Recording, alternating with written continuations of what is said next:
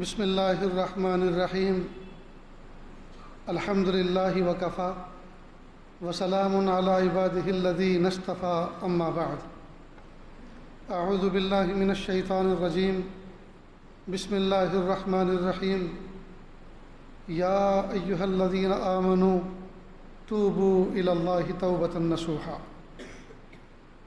سبحان ربک رب العزۃ عما یصفون وسلام علی المرسلین والحمد للہ رب العالمین اللہم صل علی سیدنا محمد وعلی آل سیدنا محمد وبارک وسلم اللہم صل علی سیدنا محمد وعلی آل سیدنا محمد وبارک وسلم اللہم صل علی سیدنا محمد وعلی آل سیدنا محمد وبارک وسلم۔ مقصد زندگی اللہ کی بندگی اور مقصد حیات اللہ تعالیٰ کی یاد۔ نہ ہم اپنی مرضی سے اس دنیا میں آئے، نہ اپنی مرضی سے اس دنیا سے جائیں گے۔ اللہ تعالیٰ نے حکم فرمایا تو آ گئے، اور اللہ تعالیٰ حکم فرمائیں گے تو چلے جائیں گے۔ نہ آنے میں ہماری مرضی کا کوئی دخل، نہ جانے میں ہماری مرضی کا کوئی دخل۔ عقل مندی کا تقاضا یہ ہے بیچ کی جو زندگی ہے وہ بھی ہم اللہ کی مرضی کے مطابق گزاریں۔ شاعر مشرق علامہ اقبال رحمۃ اللہ علیہ نے عجیب بات فرمائی، یادداری کے وقت زادے نے تو ہم خندہ بودن و تو گریاں۔ اے انسان، تجھے کچھ یاد بھی ہے جب تو ماں کے پیٹ سے دنیا میں آیا تھا تو تیری آمد پر سب کے سب ہنس رہے تھے اور تو روتا ہوا ماں کے پیٹ سے باہر آیا تھا۔ این چنا زیست کے وقت رفتنے تو ہمہ گریاں بودن و تو خندہ۔ اب تو اتنی اچھی زندگی گزار اللہ کی محبت میں، اتنی اچھی زندگی گزار کہ جب دنیا سے تیرے جانے کا وقت آئے تو ہنس رہا ہو اور سب رو رہے۔ اس عاجز نے آپ کے سامنے قرآن پاک کی ایک آیت پڑھی۔ اللہ فرماتے ہیں یا ایھا الذین آمنوا توبوا الی اللہ توبۃ نصوحا۔ اے ایمان والو، سچی پکی توبہ کر کے زندگی گزارو۔ عجیب بات ہے، اس دنیا کا دستور کچھ اس طرح کا ہے، جب کسی اپنے بڑے کو خوش کرنا ہوتا ہے تو لوگ اس کی خوشامدیں کرتے ہیں، اس کو رشوت دیتے ہیں، اس کو لالچ دیتے ہیں اور اس سے اپنی فائلوں کی اپروول لیتے ہیں۔ لیکن اللہ کا نظام عجیب ہے کہ جب اللہ کو راضی کرنا ہو تو ندامت کے 2 آنسو بہا دو۔ جی، توبہ اور استغفار کے ذریعے سے ندامت کے 2 آنسو بہانے سے اللہ راضی ہو جاتے ہیں۔ یاد رکھیں، ہم اپنی عقل کی کروڑوں دلیلوں سے اللہ تعالیٰ کے یہاں ایک بات بھی نہیں منوا سکتے۔ اپنی عقل کی کروڑوں دلیلوں سے اللہ کے یہاں ایک بات نہیں منوا سکتے، لیکن ندامت کے 1 آنسو سے کروڑوں گناہ معاف کروا سکتے۔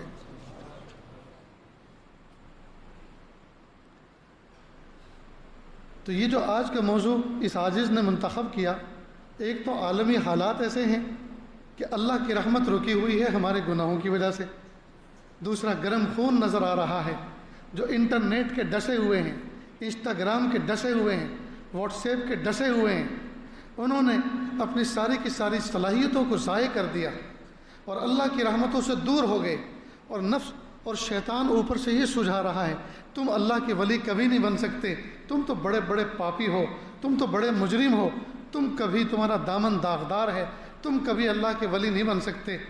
لہٰذا یہ موضوع اس لیے منتخب کیا کہ اللہ رب العزت کے بارے میں پیارے محبوب صلی اللہ علیہ وسلم کی روایتوں میں یہ پتہ چلتا ہے کہ اللہ کا مزاج یہ ہے، اللہ کا منشا یہ ہے کہ اگر سارے بندے گناہ کرنا چھوڑ دیں تو اللہ تعالیٰ ایک دوسری مخلوق پیدا فرمائیں گے جو گناہ کرے گی، پھر وہ اللہ سے توبہ کرے گی اور اللہ اس کو معاف کریں گے۔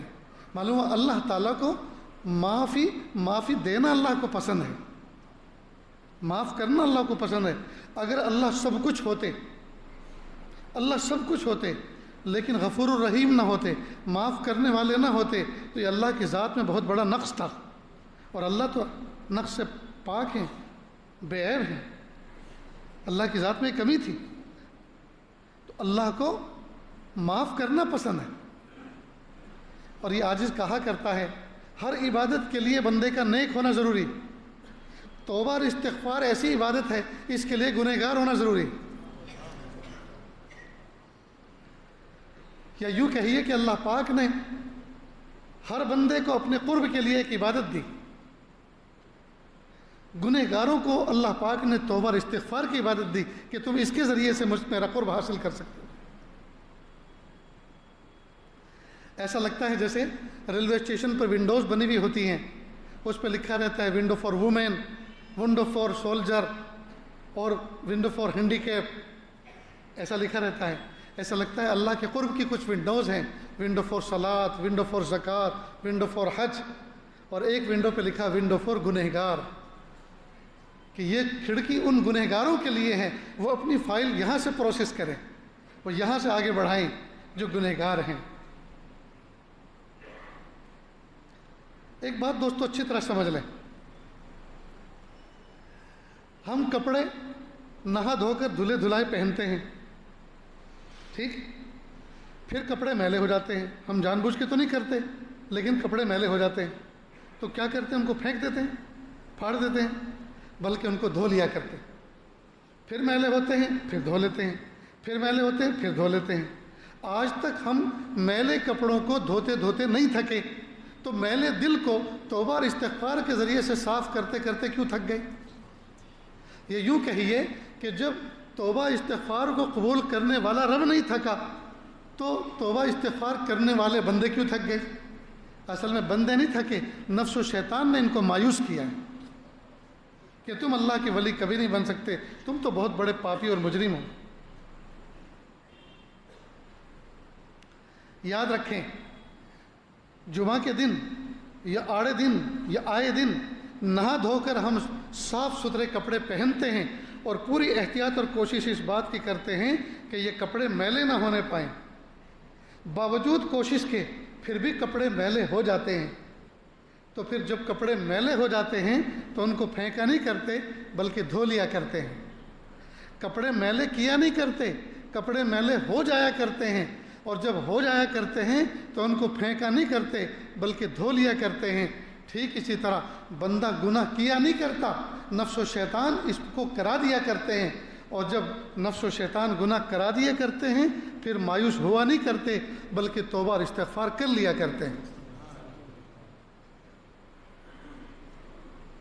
اگر کوئی بندہ اتنے گناہ کرے اتنے گناہ کرے اتنے گناہ کرے کہ نیچے زمین سے ٹچ ہو جائے، اوپر آسمان سے ٹچ ہو جائے، اور خدا کی قسم یہ اتنا بڑا اسپیس ہے، یہ اتنا بڑا خلا ہے کہ سارے انسان، سارے جنات، شیاطین مل کر من مرضی کے گناہ کرے تو بھی اس خلے کو وہ نہیں بھر سکتے. یہ اتنا بڑا اسپیس ہے. لیکن فرض کرو صرف ایک بندہ اتنے گناہ کرے کہ وہ بھر دے، نیچے زمین سے ٹکرا جائیں، اوپر آسمان سے ٹکرا جائیں، پھر بھی یہ گناہ محدود ہیں، لمیٹیڈ ہیں. نیچے زمین کی حد، اوپر آسمان کی حد، بیچ میں گناہ، یہ لمیٹیڈ ہو گئے، یہ محدود ہو گئے. اللہ کی رحمت لامحدود ہے. گناہ تو محدود ہے اور اللہ کی رحمت لامحدود ہے. تو لامحدود معاف کرنے والے رب سے محدود گناہ کا کیا مقابلہ؟ کچھ بھی تو نہیں. میرے ایک استاد محترم دارالعلوم فلاح الدارین ترکستر کے سابق شیخ الحدیث، اللہ تعالیٰ ان کو جنت نصیب فرمائے، سادات میں سے تھے. انہوں نے اپنے شیخ کو لکھا، حضرت آپ نے جو مجھے تسبیحات بتائی ہیں وہ تو میں کرتا ہی ہوں، اور جتنی مقدار آپ نے بتائی ہیں اس سے کچھ زیادہ ہی کرتا ہوں، لیکن حضرت میں تسبیح پہ گنتا نہیں ہوں، اس لیے کہ مجھے غیرت آتی ہے. جس رب نے مجھے بے شمار نعمتوں سے نوازا ہے میں اس کو شمار کر کر کے گن کے یاد کروں؟ مجھے یہ گننا اچھا نہیں لگتا. کہا یہ حال آپ کا مبارک ہو، اور آپ کے لیے گننا شرط نہیں ہے، آپ بغیر گنے ہوئے آپ کو اللہ کو یاد کیا کریں. تو اللہ کی رحمتیں تو لامحدود ہیں، ہمارے گناہ محدود، ہماری عمر محدود، ہمارے عیب محدود. اب ان محدود چیزوں کا لامحدود چیز سے کیا مقابلہ؟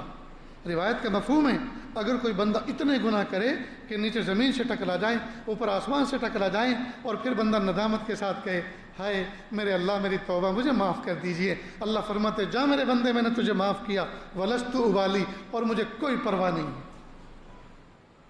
اللہ اکبر. تو میرا اور آپ کا معاملہ تو اتنے پیارے، اتنے عظیم، اتنے بڑے رب سے ہے، ہم کیوں مایوس ہوں؟ دنیا کی مثال ذرا سمجھیں. ایک بچہ ہے، خوبصورت چھوٹا سا ایک بچہ ہو اور اس کے ابا مالدار ہوں. بچہ کہ ابو مجھے مٹھائی چاہیے، ہاں بیٹا لاتا ہوں، مٹھائی حاضر. ابو مجھے آئس کریم چاہیے، جی بیٹا لاتا ہوں. ابو مجھے ٹوائز چاہیے، کھلونے چاہیے، ہاں بیٹا لاتا ہوں. ابو پڑوسی کا بچہ سائیکل لے کر آئے، مجھے بھی کل چاہیے، ہاں بیٹا لاتا ہوں. تو مالدار باپ کا بچہ جب اپنے ابا سے کسی چیز کی فرمائش کرتا ہے فوراً حاضر ہوتی ہے کہ نہیں؟ تو دنیا کے مالدار بچے کا ابا اپنے بچے کی ہر ضرورت کو پورا کرتا ہے اور اسے کسی بات کی ٹینشن نہیں ہوتی. ایسے ہی ہے نا میرے بھائیوں؟ میرے اور آپ کے ربا مالدار ہیں. اس بچے کا ابا مالدار ہوتا ہے تو وہ ٹینشن فری رہتا ہے. میرے اور آپ کے ربا مالدار ہیں، ہمیں کس بات کا ٹینشن؟ ہم تو اٹینشن رہے، نیکی کریں، تقوی اختیار کریں، اللہ کے سامنے ہاتھوں کا پیالہ بنا کر بھیک مانگیں، اللہ کے فیصلوں کو اپنی طرف متوجہ کریں، اللہ کے ہر عمل اللہ تعالیٰ کے فیصلے پر راضی رہنے کا مزاج بنائیں. اللہ حاکم بھی ہے اور حکیم بھی ہے. اور اللہ نے فرمایا ان اللہ لیس بظلام للعبید، اللہ اپنے بندوں پر ظالم نہیں ہے.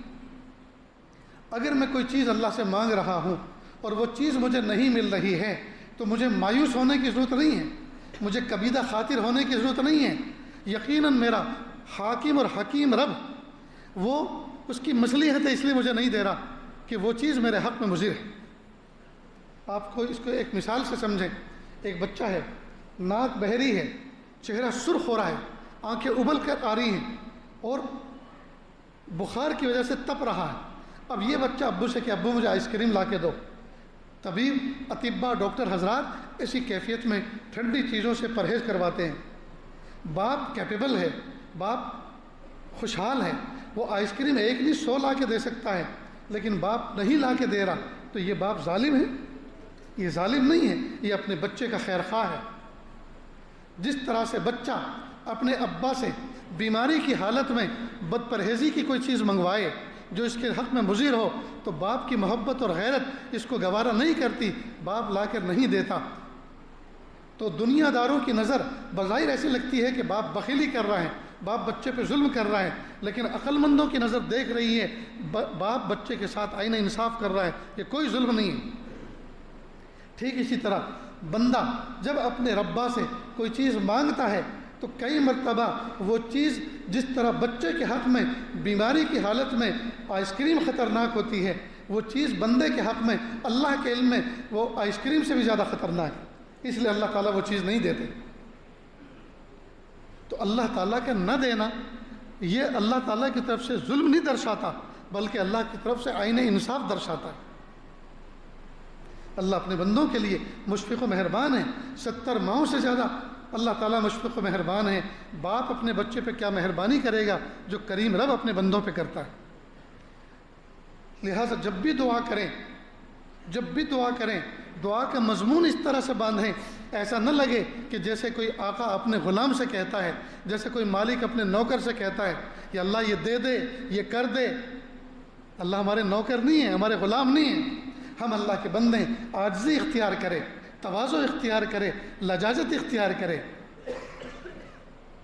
اور اللہ سے کہے پیارے اللہ مجھے اس چیز کی ضرورت ہے، اگر آپ کے علم میں یہ چیز میرے حق میں بہتر ہے اللہ عافیت کے ساتھ دے دیجئے، اگر آپ کے علم میں بہتر نہیں ہے تو یا اللہ اس سے بہتر چیز دے دیجئے اور اس کی طلب کو بھی دل سے نکال دیجئے تاکہ پریشانی نہ ہو. آج کل کے نوجوانوں کا حال یہ ہے، کسی خاندان میں کسی لڑکی پہ نظر پڑ جائے سوچتا ہے اس خاندان میں رشتہ ہونا چاہیے. ماں باپ کا ذہن بنا کر، بہنوں کا، خالاؤں کا، پھوپھیوں کا ذہن بنا کر رشتہ وہاں بھیجتا ہے اور یہاں بیٹھ جاتا ہے سونا سجیلا ہو کر گھر میں کہ دیکھو کیا جواب آتا ہے. اور جب وہاں سے منفی جواب آتا ہے کہ نہیں ابھی ارادہ نہیں ہے، یہ ہم آپ کے خاندان میں نہیں کریں گے، کسی اور جگہ بات چل رہی ہے، اب یہ بد دعا کرنے بیٹھتا ہے اللہ وہ لڑکی لنگڑی ہو جائے، وہ اندھی ہو جائے، وہ کہانی ہو جائے، وہ مر جائے. کیوں؟ اس لیے کہ اس کو نہیں ملی نا. کیا حق پہنچتا ہے اس کو کسی بچے کے بارے میں ایسی بد دعا کرنے کے؟ تو اس کو تو یوں کہنا چاہیے تھا پیارے اللہ میں نے اپنی زندگی کے خاطر فلاں لڑکی کو مناسب سمجھا ہے، اس خاندان کو مناسب سمجھا ہے، میرے امی ابا رشتہ لے کر گئے ہیں، اگر میرے حق میں، آپ کے علم میں میرے حق میں وہ بچی بہتر ہے تو یہ اللہ مثبت جواب دیجئے، پازیٹیو جواب دیجئے، دلائیے اور عافیت کے ساتھ رشتہ طے کرا دیجئے۔ اگر آپ کے علم میں وہ بچی میرے حق میں مناسب نہیں ہے تو یہ اللہ جہاں مناسب ہے وہاں رہبری کر دیجئے اور اس کی طلب اور شوق اور چاہت کو بھی دل سے نکال دیجئے۔ تو دعا تو ہم اس طرح سے مانگنی چاہیے تھی۔ بہرحال بات یہ چل رہی تھی کہ دنیا کے بڑوں سے اگر فائدہ اٹھایا جائے، دنیا کے بڑوں کو اپنی طرف متوجہ کیا جائے کہ دنیا کا دستور یہ بنا آ رہا ہے، چلا آ رہا ہے کہ لوگ اس کا دل خوش کرتے ہیں، لوگ اس کو رشوتیں دیتے ہیں، لوگ اس کو لالچ دیتے ہیں، جی، اور جھوٹی سچی باتیں اس کی تعریف کرتے ہیں، تب جا کے وہ متوجہ ہوتا ہے۔ رب کریم کو اگر ہمیں اپنی طرف متوجہ کرنا ہے تو اس کا آسان طریقہ یہ ہے کہ ہم ندامت کے آنسو بہا کر سچے دل سے اللہ سے توبہ اور استغفار کر لیں۔ حدیث پاک میں ہے، محبوب فرماتے ہیں صلی اللہ علیہ وسلم، التائب من الذنب کمن لا ذنب لہ، گناہوں سے توبہ کرنے والا ایسا ہے جیسا کہ اس نے گناہ کیے ہی نہیں۔ دنیا کی عدالتیں، دنیا کے ججز مجرمین کو جب معافی دیتے ہیں تو معاف تو کر دیتے ہیں، معافی کا پروانہ بھی دے دیتے ہیں، لیکن ان کے جرموں کا ریکارڈ ان کی الماریوں میں محفوظ رہتا ہے۔ رب کریم کا معاملہ یہ ہے، جب اللہ تعالیٰ بندوں کے گناہوں کو معاف فرماتے ہیں، ریکارڈ سے ڈیلیٹ کر دیتے ہیں، ریکارڈ سے ریموو کر دیتے ہیں، ختم۔ فرشتے بھی ڈھونڈتے رہ جائیں گے قیامت کے دن ہم نے کیا لکھا تھا۔ دوستو، میرا اور آپ کا رب اتنا کریم ہے، ہمارا ایسے رب سے معاملہ ہے، کوئی بودا رب نہیں ہے ہمارا، کوئی کمزور رب نہیں ہے، کوئی کسی کے ہاتھ کا گھڑا ہوا ڈھلا ہوا بنا ہوا نہیں ہے، وہ خالق ہے، وہ مالک ہے، وہ عظیم رب، میرے اور آپ کا رب، میرا اور آپ کا پالنہار، وہ کریم و رحیم رب ہے۔ لہٰذا میرا اور آپ کا معاملہ اتنے بڑے رب کے ساتھ ہے، لہٰذا ہم اپنے گناہوں کی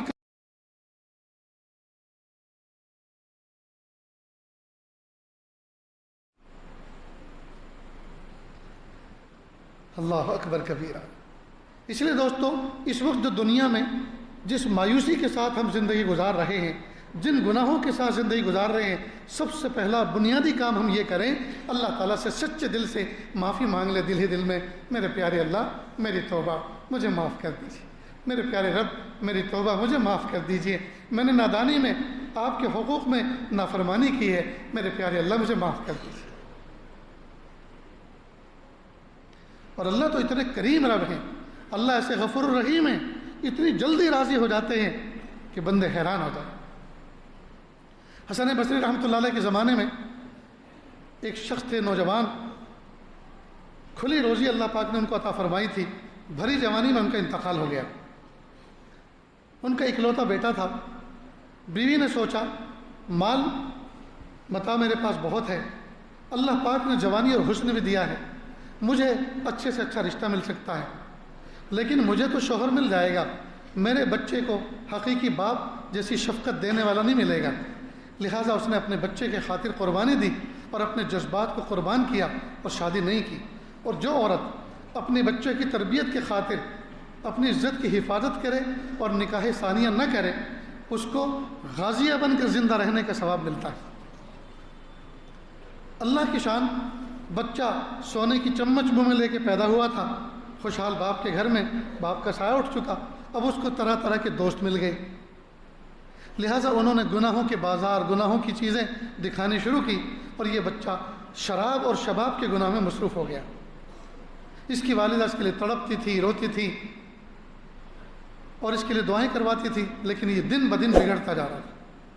اور جب ایسی شراب اور شباب کے گناہ کا کوئی عادی بنتا ہے تو پھر ایڈز جیسی اور لاعلاج بیماریاں تو پھر آ گھیرتی ہیں آدمی کو۔ چنانچہ یہ بچہ بھی کسی مہلک مرض میں مبتلا ہو گیا، سوکھ کے کانٹا ہو گیا، بدن پیلا ہو گیا۔ ایک دن اس نے اپنی والدہ سے کہا، امی، حسن بصری رحمۃ اللہ علیہ اس وقت حیات تھے، کہ امی حسن بصری کے پاس آپ جائیے اور ان سے کہیے کہ وہ گھر پر آئیں اور مجھے توبہ کے کلمات پڑھا دیں، اور امی میں آپ کی گود میں سوار ہو کے جا نہیں سکتا، اپنے قدموں پہ چل نہیں سکتا، بیمار ہوں، کمزور ہوں، لہٰذا حضرت کو زحمت دے کے گھر بلا لو۔ اور جب یہ چلنے لگی تو کہا امی سنو، اگر آپ کے واپس آنے سے پہلے میری روح پرواز کر جائے، جیسے کہ مجھے آثار دکھ رہے ہیں، تو حسن بصری سے کہنا وہ میرے جنازے کی نماز بھی پڑھا دے۔ اب یہ عورت چادر لے کر، حجاب لے کر گئی حضرت حسن بصری کے پاس، دروازے پہ دستک دی۔ یہ وقت وہ تھا جس میں حضرت حسن بصری آرام کے لیے چادر جسم پہ اوڑھ رہے تھے، لیٹ رہے تھے۔ پوچھا کون؟ حضرت میں آپ کی روحانی بیٹی فلاں بنت فلاں ہوں۔ کہا کیسے آنا ہوا؟ کہ میرا بیٹا، وہی شرابی اور شبابی بیٹا، وہ آپ کے ہاتھ پر توبہ کے کلمات پڑھنا چاہتا ہے، اس نے مجھے آپ کے پاس بھیجا ہے، پلیز آپ زحمت گوارہ کر کے چلیں، بچے کو توبہ کے کلمات پڑھا دیں۔ کہا دیکھو اس نے آپ کا بھی بہت وقت ضائع کیا، میرا بھی 12 وقت ضائع کیا، وہ سدھرنے والا نہیں ہے، اور یہ میرے آرام کا وقت ہے، ابھی میں نہیں آ سکتا۔ کہ حضرت اس نے تو ایک بات اور کہی ہے، کہ وہ کیا؟ کہ اگر میری روح پرواز کر جائے تو حسن بصری میری جنازے کی نماز بھی پڑھا دیں۔ کہ دیکھو ایسا باغی طاغی، ایسا گنہگار جس نے ایسی کھلم کھلا گناہ کر رکھے ہوں، میں ایسے کی جنازے کی نماز نہیں پڑھا سکتا۔ ماں تو بہرحال ماں ہوتی ہے، ماں دھک کر کے رہ گئی اور سوچا ہائے، اللہ کا ولی میرے بیٹے کی جنازے کی نماز پڑھانے سے انکار کرتا ہے، آخر میرا بچہ اتنا برا ہے۔ خیر و مایوس ہو کے چلی آئی، راستے بھر روتی رہی۔ جب گھر میں داخل ہوئی، بچے نے دیکھا کہ امی ناکام اور خائب و خاسر ہو کر واپس لوٹی ہے، اور چہرہ سرخ ہو چکا ہے رو رو کر۔ فوراً کہا امی سنو میری بات، میرا سانس اکھڑ رہا ہے، شاید میں چند لمحے چند لحظے کا مہمان ہوں، امی جب میری روح نکل جائے مجھے چارپائی سے نیچے گرا دینا، اور میرے گلے کے اندر اپنا دوپٹہ ڈالنا، اور مجھے گھر کے باہر چوراستے پر اس طرح سے گھسیٹنا جیسے مرے ہوئے کتے کو گھسیٹا جاتا ہے۔ کہا بیٹا تو ایسی بات کیوں کہہ رہا ہے؟ امی وہ اس لیے تاکہ ساری دنیا کو پتہ چل جائے جو اللہ کے نافرمان ہوتا ہے، اپنی ماں کے نافرمان ہوتا ہے، اس کا حشر مرے ہوئے کتے کی طرح ہونا چاہیے۔ اور دوسری وصیت امی یہ ہے کہ جب میری روح نکل جائے تو مجھے کسی عام مسلمانوں کے قبرستان میں دفن مت کرنا، اس لیے کہ جب دفن کر دیا جاؤں گا تو پھر عذاب کے فرشتے آئیں گے، دائیں بائیں جو دوسرے مسلمان آرام فرما رہے ہیں ان کو تکلیف ہوگی، میں نہیں چاہتا مرنے کے بعد کسی کے لیے تکلیف کا باعث بنوں، مجھے گھر کے آنگن میں، گھر کے باڑے میں گڈھا کھود کے اسی میں دفن کر دے۔ میں نے کہا بیٹا تم مجھ کمزور ذات کو ایسی وصیت کر رہا ہے، مجھ پر عمل نہیں کر سکتی، بس اتنی بات کہنی تھی، ہچ کے لیے اور روح پرواز کر گئی۔ اماں رونے بیٹھ گئی، کافی دیر تک روتی رہی، اس کی وصیت کو سوچتی رہی، اب میں کیسے کروں، کچھ سمجھ میں نہیں آ رہا تھا۔ دروازے پہ دستک آئی، اس عورت نے پوچھا کون؟ کس نے اس وقت میں مجھ دکھیاری کا دروازہ دستک دیا؟ تو آگے سے جواب آتا ہے بیٹی میں حسن بصری ہوں، دروازہ کھول دو۔ میں حسن بصری آ کر کھڑا ہوں، دروازہ کھولا۔ حضرت آپ نے تو آنے سے انکار کیا تھا، اور بچے کی تو اب انتقال بھی ہو چکا، روح پرواز کر گئی۔ حسن بصری نے عجیب بات کہی، بیٹی تم تو چلی آئی تھی اور میں چادر اوڑھ کے سو گیا تھا، اللہ پاک نے مجھے الہام کیا، حسن بصری تو میرا کیسا ولی ہے، میرے ایک ولی کا انتقال ہو رہا ہے اور تو اس کی جنازے کی نماز پڑھانے سے انکار کرتا ہے؟ ایسا لگتا ہے تیرے بچے نے ندامت کے ساتھ مرنے سے پہلے اللہ سے کچھ معاملہ ایسا کیا، ایسی توبہ اور استغفار کیا کہ اللہ پاک نے اس کو اپنے ولیوں میں شامل کر لیا اور مجھے الہام کیا، حسن بصری تو میرا کیسا ولی ہے، میرے ایک ولی کا انتقال ہو رہا ہے اور تو اس کی جنازے کی نماز پڑھانے سے انکار کرتا ہے۔ میرے بھائیوں دیکھیے، زندگی بھر جس نے شراب اور شباب میں وقت گزارا، اللہ پاک نے آخری وقت میں اس کو کیسی بشارت عطا فرمائی، اپنے ایک ولی کو الہام فرما کے اس کی جنازے کی نماز کے لیے بھیجا۔ اللہ غفور رحیم ہے، ہم اپنے گناہوں کی کثرت سے نہ گھبرائیں، اللہ کی رحمت، اللہ کی عظیم رحمت کی طرف نظر رکھیں، اپنے گناہوں سے مایوس نہ ہو، بس دونوں ہاتھوں کا پیالہ بنا کر اللہ تعالیٰ سے بھیک مانگنا کبھی نہ بھولیں، ہمیشہ اللہ تعالیٰ سے اللہ میری توبہ، اللہ مجھے معاف کر دیجیے، اللہ مجھے معاف کر دیجیے۔ کلمہ، درود شریف، استغفار، یہ مختلف ذکر و اذکار اپنی زبان پر جاری رکھیں، اللہ تعالیٰ اس کی برکت سے اپنے محبوب بندوں میں شامل فرما دیں۔ ایک واقعہ اور ذکر کر کے اپنی بات کو میں کنارے کرتا ہوں۔ حضرت سیدنا موسیٰ علیہ السلام کے زمانے میں ایک مرتبہ قحط سالی ہوئی.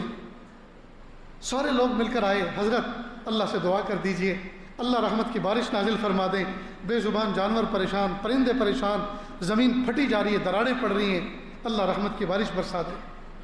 سیدنا موسیٰ علیہ السلام نے سب لوگوں کو ایک میدان میں نکالا اور دعا کا مضمون باندھا اور کہا, پیارے اللہ بارش برسا دیجئے, اللہ امت کو معاف کر دیجئے, بارش برسا دیجئے. بس ابھی دعا کا مضمون چل ہی رہا تھا, یہاں تک کہ یہ کہہ ڈالا, پیارے اللہ اگر موسیٰ کا مرتبہ آپ کے نزدیک گھٹ گیا ہے تو آپ نے محمد عربی صلی اللہ علیہ وسلم جو آخری نبی آنے والے ہیں, جو ہمیں آپ نے خبر دے رکھی ہے, اللہ ان کا واسطہ دے کر ہم آپ سے بھیک مانگتے ہیں, اللہ بارش نازل فرما دیجئے. فوراً اللہ پاک نے الہام کیا, وہی بھیجی, اے میرے لاڈلے موسیٰ, نہ تو تمہارا مرتبہ ہمارے نزدیک گھٹا ہے اور نہ نبی آخر الزماں کے واسطے سے مانگی جانے والی دعاؤں کو ہم رد کیا کرتے ہیں. بات در حقیقت یہ ہے, اس مجمع کے اندر ایک شخص ایسا بیٹھا ہے جو پچھلے 40 سال سے ہماری نعمتوں کا مقابلہ گناہوں سے کر رہا ہے. ہم رحمت بھیجتے ہیں, ہم نعمت بھیجتے ہیں, رپلائی میں وہ گناہ بھیجتا ہے. ہم اس سے ناراض ہو چکے ہیں, ہم اس سے ناراض ہو چکے ہیں اور اسی کی وجہ سے سب سے بارش کو ہم نے روک دیا ہے. اگر وہ اس مجمع سے اٹھ کے چلا جائے, دفع ہو جائے, دور ہو جائے, ہم ابھی رحمت کی بارش نازل کر دیں. سیدنا موسیٰ علیہ السلام مجمع کی طرف مخاطب ہوئے اور یہ بات ان کے سامنے پیش کی, تم میں سے کون بدبخت وہ ہے جو 40 سال سے نافرمانی کر رہا ہے, اللہ نے ابھی ابھی وعدہ فرمایا ہے, وہ اگر اٹھ کے چلا جاتا ہے تو بارش نازل ہو جائے گی. اسی کی نحوست سے بارش رکی ہوئی. اب سب ایک دوسرے کو دیکھنے لگے, لیکن جو اصل پاپی اور مجرم اور آروپی تھا وہ تو جانتا تھا کہ مجھ سے بڑا کوئی پاپی تو ہو نہیں سکتا. وہ بجائے دوسروں کو دیکھنے کے اس نے اپنے آپ کو پست کیا, ڈاؤن کر لیا اور پھر کہا, میرے پیارے اللہ آج بہت بڑی رسوائی ہو جائے گی, اللہ مجھے معاف کر دیجیے, اللہ میری توبہ, اللہ مجھے معاف کر دیجیے, اللہ مجھے معاف کر دیجیے. ندامت کے ساتھ اس نے چند جملے دل ہی دل کے اندر کہے. بس اسی وقت بادلوں کا جمگھٹا آیا اور خوب موسلا دھار بارش ہونی شروع ہوئی. سیدنا موسیٰ علیہ السلام پھر اللہ کی طرف متوجہ ہوئے, پیارے اللہ وعدے کے مطابق گنہگار بندہ تو ابھی اٹھ بھی نہیں پایا اور آپ نے بارش نازل کر دی. اللہ پاک نے فرمایا, ہاں میرے لاڈلے موسیٰ, جس کی وجہ سے روک رکھی تھی اسی کی وجہ سے نازل کر دی. پیارے اللہ ذرا دکھا تو دیجیے وہ تھا کون جو 40 سال سے باغی طاغی بن کے زندگی گزار رہا تھا. تو پیارے اللہ نے فرمایا, اے میرے لاڈلے موسیٰ, جب وہ میرا باغی اور طاغی تھا اس وقت میں نے اس کو رسوا نہ کیا, چھپا کے رکھا. آج جب کہ میرا وہ ولی بن چکا ہے چند لمحے پہلے, اب میں اس کو کیسے رسوا کر سکتا ہوں. میرے بھائیوں, میرا اور آپ کا تعلق ایسے کریم رب کے ساتھ, لہٰذا توبہ اور استغفار کے دامن کو مضبوطی سے تھام کے رکھیں, اس رشتے کو مضبوط بنا کے رکھیں اور قدم قدم پر صبح شام. جی ایک روایت کا مفہوم ہے, حضرت عائشہ صدیقہ رضی اللہ عنہ فرماتی ہیں کہ اللہ کے محبوب صلی اللہ علیہ وسلم 70 سے زیادہ مرتبہ توبہ اور استغفار کیا کرتے تھے. اور سوال یہ پیدا ہوتا ہے, جب اتنا بڑا گنہگار بندہ کہ نیچے زمین اوپر آسمان اس خلے کو گناہوں سے بھر دے اور وہ کہے اللہ میری توبہ مجھے معاف کر دیجئے, ایک بار میں اللہ معاف کر دیتے ہیں, تو محبوب صلی اللہ علیہ وسلم 70 مرتبہ اس سے بھی زیادہ مرتبہ توبہ استغفار کرتے تھے. تو اس کا کیا مطلب؟ اور جب ایک مرتبہ میں کام ہو جاتا ہے تو پھر روزانہ ایک تسبیح استغفار کی پڑھنے کی کیا ضرورت مثلا؟ تو ایک بات اچھی طرح سمجھ لیں, توبہ اور استغفار کا اصول یہ ہے, جب کوئی بندہ گناہ کے مقابلے میں توبہ استغفار کرتا ہے تو اللہ تعالیٰ ان گناہوں کو معاف کرتے ہیں, اور جب توبہ اور استغفار بندہ کرتا ہے سامنے گناہ نہیں ہے تو اللہ تعالیٰ درجات کو بلند کرتے ہیں. اس توبہ استغفار کے ذریعے سے جب سامنے کوئی ڈیلیٹ کرنے والی, صاف کرنے والی کوئی چیز ہے نہیں تو پھر اللہ تعالیٰ اس کے ذریعے سے درجات کو بلند فرماتے ہیں. تو درجات کو بلند کرنے کی ضرورت ہے کہ نہیں؟ لہٰذا کنسیپٹ کلیئر ہو جانا چاہیے. اور اللہ کے محبوب صلی اللہ علیہ وسلم جو توبہ استغفار فرماتے تھے وہ میری اور آپ کی تعلیم کے لیے تھا اور محبوب کے درجات بلند کرنے کے لیے وہ تھا. اس لیے شک میں اور ڈاؤٹ میں مبتلا نہیں ہونا چاہیے کہ کیا وقت کے نبی گنہگار تھے کہ وہ توبہ استغفار کیا کرتے تھے. نہیں, میری اور آپ کی ترغیب کے لیے, تشویق کے لیے محبوب صلی اللہ علیہ وسلم کا یہ عمل امت کے سامنے آیا ہے. لہذا دوستو, توبہ اور استغفار کر کے دھوبی بیٹے چاند سا بن جاؤ. اور اللہ تعالیٰ کے محبوب مقبول بندے بن کے زندگی گزارو، پھر دیکھو انشاءاللہ اللہ تعالیٰ کی کیسی رحمت برستی ہے اور کیسی بگڑی بھی ہماری بنتی ہے۔ یہ جو ہمارے دلوں کے اندر بے چینی ہے، یہ جو ہمارے دلوں میں اندھیروں نے ڈیرے ڈال رکھے ہیں، یہ جو ہمارے کام بگڑے ہوئے ہیں، یہ جو اللہ کی رحمت اٹکی ہوئی ہے، اس کی وجہ یہ ہے کہ ہمارے گناہ مانے بنے ہوئے ہیں۔ ہم اپنے گناہوں کو صاف کریں، اس پر جھاڑو پھیریں اور اللہ تعالیٰ سے سچی لو لگائیں۔ دحیہ کلبی رضی اللہ تعالیٰ ایک صحابی ہیں، حضرت جبریل امین علیہ السلام بڑے خوبصورت تھے۔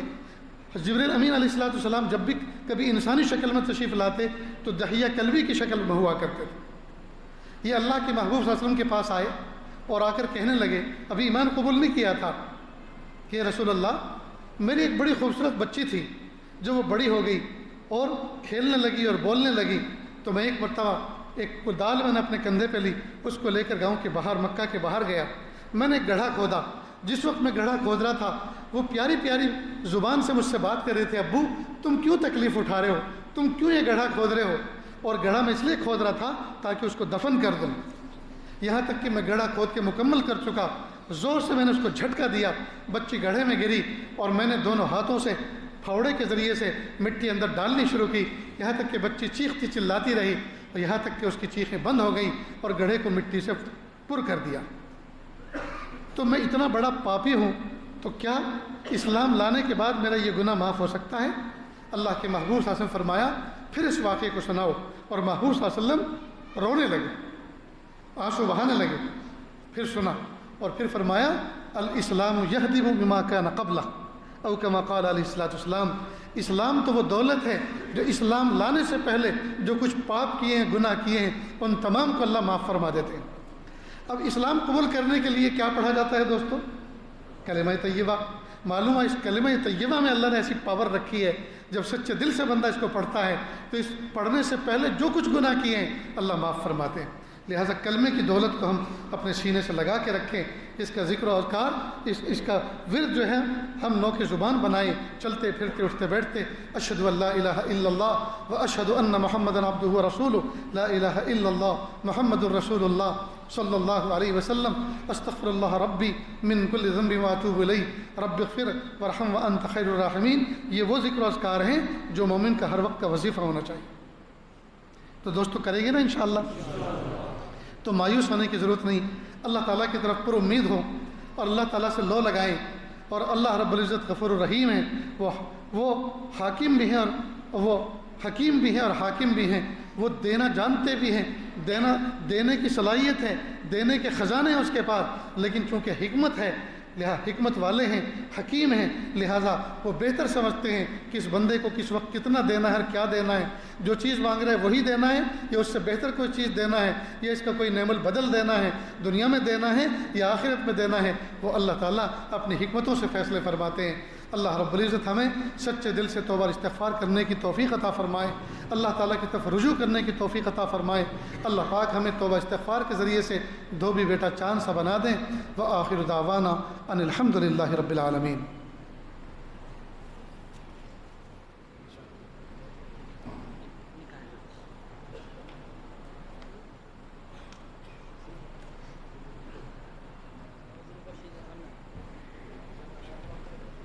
کوئی نکاح بھی ہے؟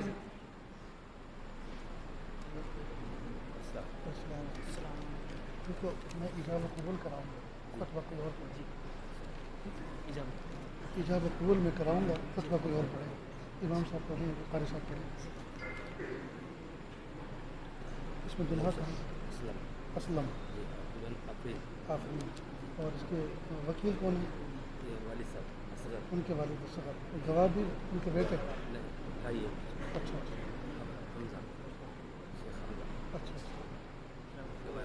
اصغر یہ وکیل ہیں؟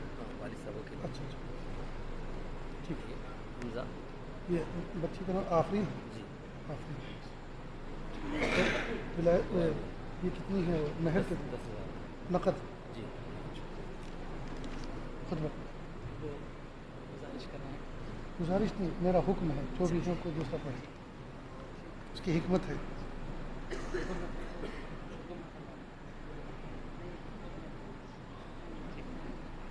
مائک دے دو۔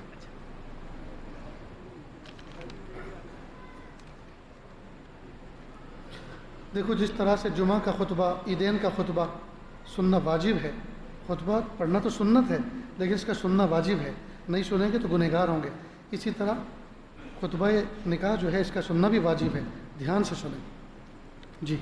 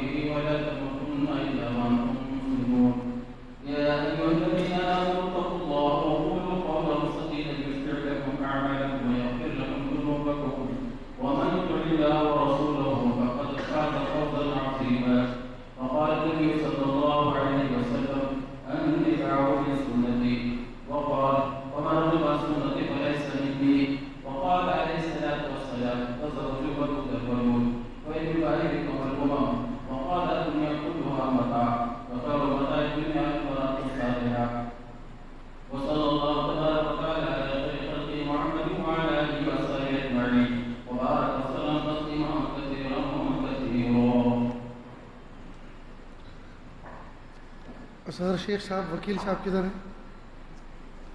آپ والد بھی ہیں وکیل بھی ہیں، جزاک اللہ۔ بیٹا اسلم شیخ صاحب،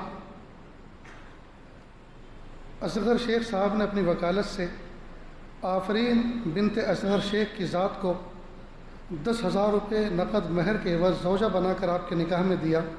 حاضرین مجلس کے سامنے کیا آپ نے اس کو قبول کیا؟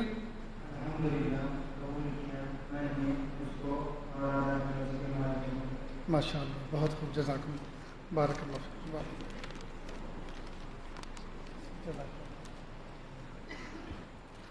دوستو دعا سے پہلے تھوڑی سی دیر کے لیے اللہ اللہ کر لیں، آنکھوں کو بند کر لیں، سر کو جھکا لیں، دنیا اور دنیا میں جو کچھ ہے اس سے ہٹ کٹ کے اللہ کی یاد میں ڈوب جائیں، نیت کریں اللہ کی رحمت آ رہی ہے، میرے دل میں سما رہی ہے، میرے دل سے گناہوں کی ظلمت و سیاہی دور ہو رہی ہے، میرا دل کہہ رہا ہے اللہ اللہ اللہ۔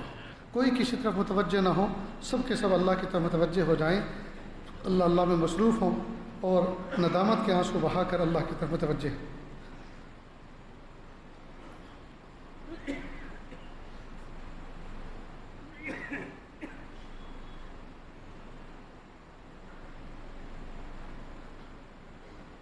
کس سے مانگیں کہاں جائیں، کس سے کہیں، اور دنیا میں حاجت روا کون ہے۔ کس سے مانگیں کہاں جائیں، کس سے کہیں، اور دنیا میں حاجت روا کون ہے۔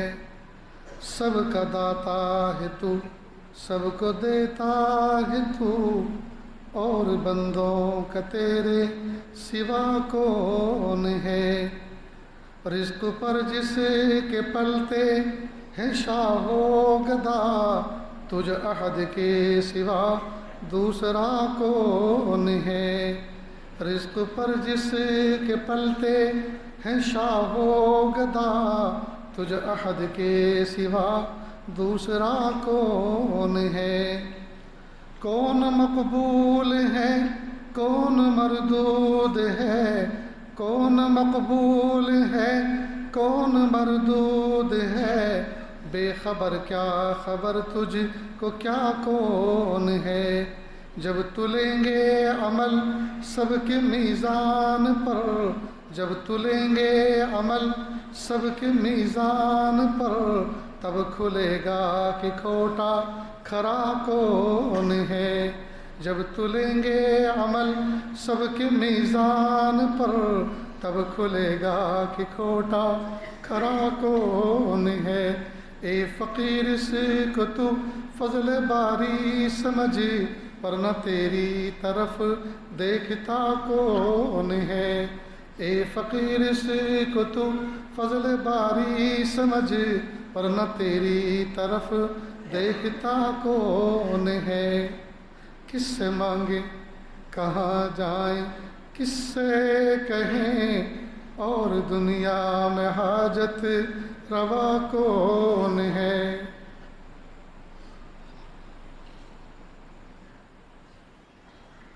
ला इलाहा इल्लल्लाह सुब्हानल मलिकिल आलल वहाब। हाथ उठा लीजिए, दुआ कर लें।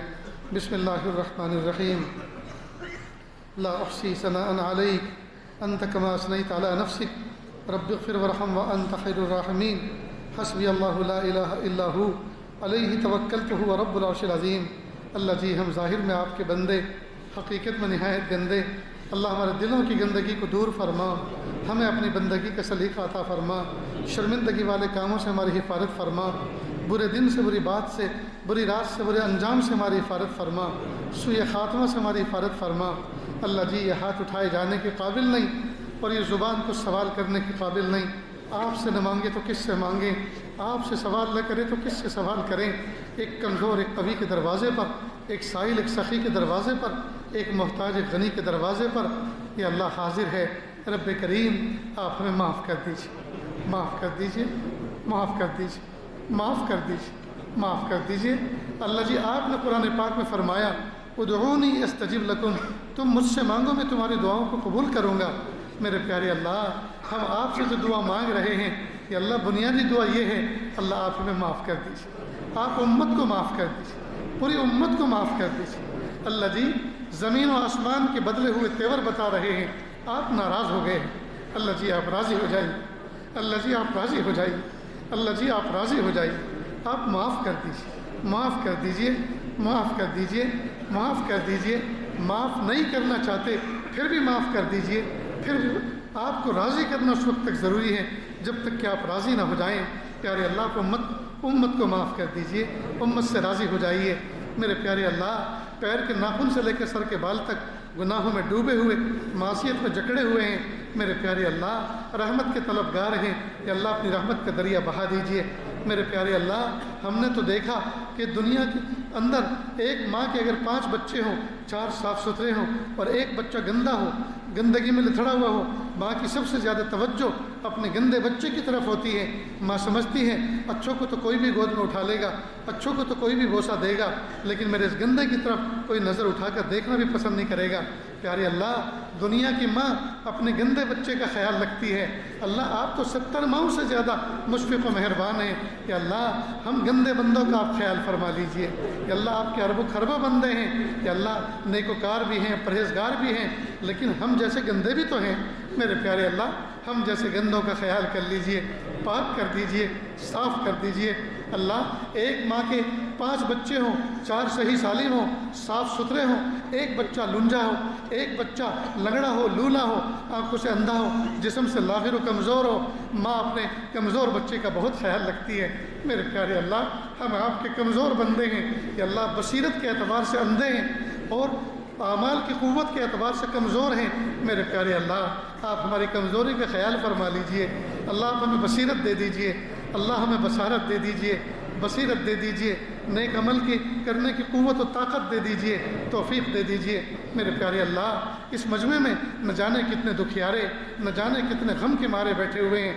या अल्लाह, वो सफ़ेद रीश भी हैं जिनको आप खाली हाथ लौटाते हुए शर्माते हैं। वो नौजवान बच्चे भी हैं जो गर्म खून रखते हैं, अल्लाह, गुनाह कर कर के। या अल्लाह, जिन्होंने अपने दिल को सियाह कर लिया है, आज वो नदामत के साथ आपके सामने हाथों का प्याला बनाकर आपसे भीख मांग रहे हैं। अल्लाह जी, नौजवान बच्चे अल्लाह अपने इंटरनेट के इस्तेमाल पे आज नादिम और शर्मिंदा हैं। आप माफ़ कर दीजिए, माफ़ कर दीजिए, माफ़ कर दीजिए, माफ़ कर दीजिए, माफ़ कर दीजिए। अल्लाह जी, माफ़ कर दीजिए, अल्लाह जी, माफ़ कर दीजिए।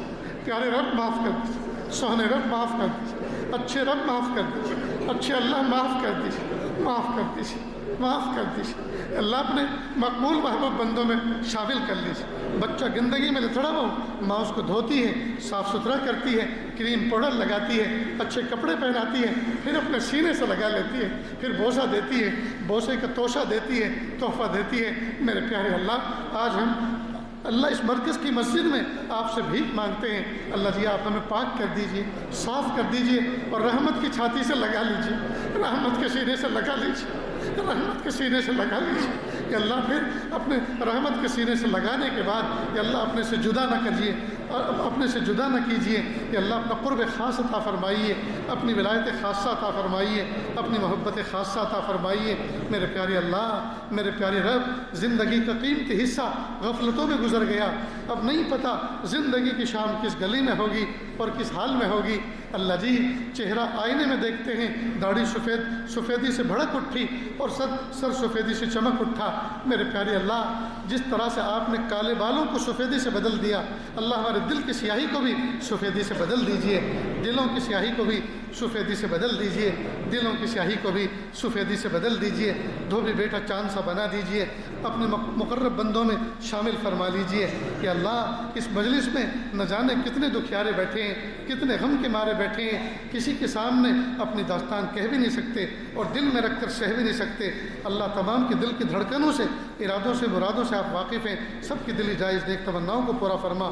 جن ماں باپ کے اولاد جوان ہو چکی، عمر کو پہنچ چکی، ان کے نیک صالح جوڑے اور رشتے عطا فرما۔ جن کے رشتے ہو چکے، سادگی سنت و شریعت کے مطابق نکاح کرنا آسان فرما۔ اللہ جی، جو بچے جوان ہو گئے اور کانٹے بن گئے، بگڑ گئے، ماں باپ کو تکلیف دے رہے ہیں، اللہ اولاد کے دکھوں سے بچا لیجئے، اللہ اولاد کے دکھوں سے بچا لیجئے۔ اللہ، وہ نوجوان بچے کتنے خوش قسمت ہوتے ہیں جو حلال روزی میں محنت کرتے ہیں، 2 روپئے بچاتے ہیں، اور جب ایک اماؤنٹ خاص جمع ہو جاتا ہے، اپنے بوڑھے ماں باپ کو انگلی پکڑ کر حج پہ لے کے جاتے ہیں، ویل چیئر پہ طواف کرواتے ہیں، صحیح کرواتے ہیں، اور 9 ذی الحجہ کو میدان عرفات میں زوال آفتاب کے بعد یہ نوجوان بچہ اپنے ماں باپ کے گود میں سر رکھ کے کہتا ہے، امی مجھے معاف کر دو، ابو مجھے معاف کر دو، میں نے آپ کو جوانی میں گالیاں بھی مجھ سے نکالی ہیں، دھکا بھی دے دیا ہے، گالیاں بھی دی ہیں، دھکا بھی دیا ہے، گرا بھی دیا ہے، امی آج مجھے معاف کر دو۔ اگر آپ معاف نہیں کرو گے، اللہ کی رحمت بھی مجھے معاف نہیں کرے گی۔ بوڑھے ماں باپ اس نوجوان بچے کے سر پہ ہاتھ پھراتے ہیں، آنسو بہا کے کہتے ہیں، بیٹا وہ تمہاری نادانی تھی، ہم نے تو تمہیں کب سے معاف کر دیا۔ پھر وہ نوجوان بچہ اٹھتا ہے اور میدان عرفات میں پھر رو رو کے اللہ سے دعائیں مانگتا ہے۔ پیارے اللہ، وہ نوجوان بچہ کتنا خوش قسمت ہوتا ہے کہ اللہ اس وقت جتنے نوجوان بچے بیٹھے ہوئے ہیں، ان بچوں کو بھی ایسا ہی خوش قسمت بنا دیجئے، یہ اپنے ماں باپ کو میدان عرفات میں لے کے جائیں، اپنے ماں باپ کو حج عمرے پر لے کر جائیں، اور وہاں سے ان کے ہاتھ پھیلا کر اللہ تعالیٰ آپ کی رحمتوں کو اپنی طرف متوجہ کروائیں کہ اللہ ان بچوں کو بھی یہ توفیق عطا فرما۔ میرے پیارے اللہ، جو بچے بگڑ گئے کہ اللہ ان کو ہدایت اور توفیق دینا بھی آپ کے بس کی بات ہے، اللہ ان کو سدھار دیجئے، دوبارہ ان کو ماں باپ کی نظروں میں پھول بنا دیجئے، کہ اللہ کانٹا بننے سے حفاظت فرما دیجئے، کہ اللہ عرب اور عجم میں آگ لگی ہوئی ہے، اللہ ترس کھا لیجئے، اللہ ترس کھا لیجئے۔